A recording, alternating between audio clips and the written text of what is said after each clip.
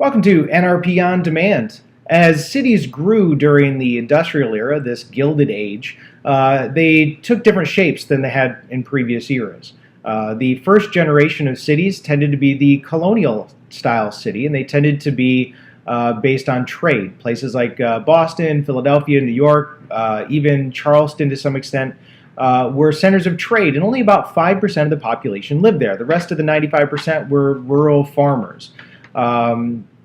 And as time went on, new technologies allowed cities to develop in different areas, and they tended to become cities based around transportation. For example, Chicago was a central hub for everything in the United States, connecting the East Coast, the West Coast, the North, and the South, and it tended to be based around the railroad train. So as railroads grew, these central hubs emerged, and people would transport through there. The third generation of cities is our more modern city, and this occurs around the Gilded Age, a little bit after.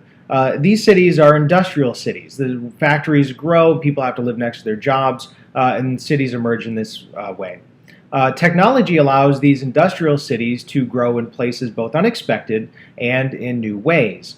For example, cities could now rely on electricity for power rather than water source. So they didn't have to grow near streams. They didn't necessarily have to be in a central transportation hub. You could get electricity and build your factory, and you could build it in an unexpected location.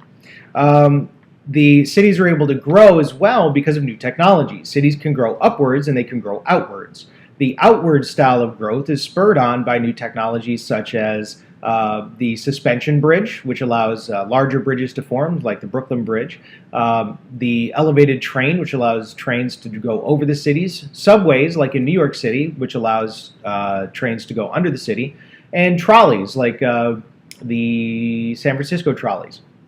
These technologies allow people to live further away from their jobs and then go into the city for work, commute to work. Cities can also grow upwards. These technologies are similar to the steel girders of Andrew Carnegie.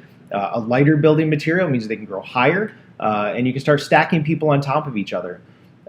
You build buildings higher, and then you can also build things like elevators so that they will actually live in those locations.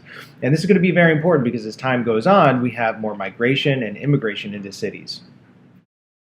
Thank you for joining us with this NRP On Demand broadcast. For more information on the National Reconstitution Project, our mission, or the projects, please visit our website listed below.